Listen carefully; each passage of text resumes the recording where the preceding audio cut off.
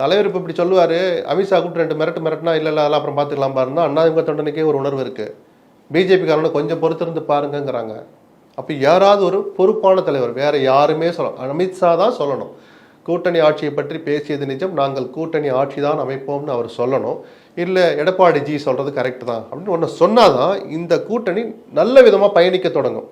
இல்லாட்டி தொடங்குற போது இந்த குழப்பங்கள் இன்னைக்கு தீர்ந்துட்டு தான் நீங்கள் நினைக்காதீங்க. சரி, நேற்று ஒரு அறிவிப்பு வந்துச்சுல்ல, கூட்டணியை பற்றி யாரும் பேசாதீங்க, அண்ணாதிமுக தரப்புல வந்துச்சா, நம்முடைய கட்சி தொண்டர்கள், நம்ம கட்சி மீது அபிமானம் கொண்டவர்கள் யாரும் தொலைக்காட்சிக்கோ யூடியூபுக்கோ சமூக வலைதளங்களோ வேறு எந்த வடிவிலானதுக்கோ யாரும் பேட்டி தராதிங்க. ஏன் தெரியுமா சொல்றார்? உற்சாகப்பட வேண்டிய விஷயம் தானே, மக்கள்கிட்ட எடுத்துட்டு போகணும்ல. இப்படி எடுத்துட்டு போக வேண்டிய நேரத்தில் யாரையும் பேச வேணாங்கிறீங்களே ஏன்? ஏன்னா தம்பி தர கொடுத்த பேட்டி. அவர் என்ன தப்பா சொல்லிட்டார், கொஞ்சம் கூடுதலா சொல்லிட்டார் நான் பார்க்குறேன்.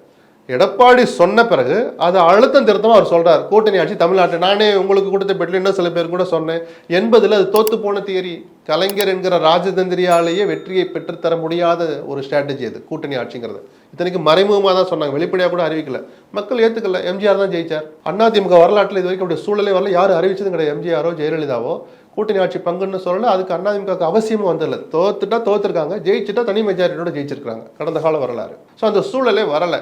அப்போ அந்த வரலாறுலாம் சொல்லிட்டு தமிழ்நாட்டில் அதுக்கான சூழல் இல்லை, அதுக்கு அவசியம் இல்லை, நாங்கள் தனித்து தான் ஆட்சி அமைப்போம்னு சொல்றதுக்கு பதிலாக அதோடு நிறுத்திருக்க வேண்டிய தம்பிதுரை ஒரு ஸ்டெப் அடுத்த கட்டத்துக்கு போய் 2006 கலைஞருக்கு போதிய இடங்கள் கிடைக்காத போதும், மைனாரிட்டி இடங்கள் 90+ கிடைச்ச போதும் கூட அவரே கூட்டணி ஆட்சி அமைக்கலை. அதுபோல 2026 எங்களுக்கு தனி மெஜாரிட்டி கிடைக்கவில்லை என்றால் கூட, நல்லா கவனிங்க, நாங்கள் தனிச்சு தான் ஆட்சி அமைப்போங்கிறார். இது ஏதோ அதிமுக தொண்டனுக்கு உற்சாகத்தை தரலாம், ஒரு எழுச்சி மாதிரி காட்டலாம். ஆனால் கூட இருக்கிற கட்சிகளை சுரண்டி பார்க்குற வேலை. எந்த தலைமை கட்சியும் அதை ரசிக்க மாட்டாங்க.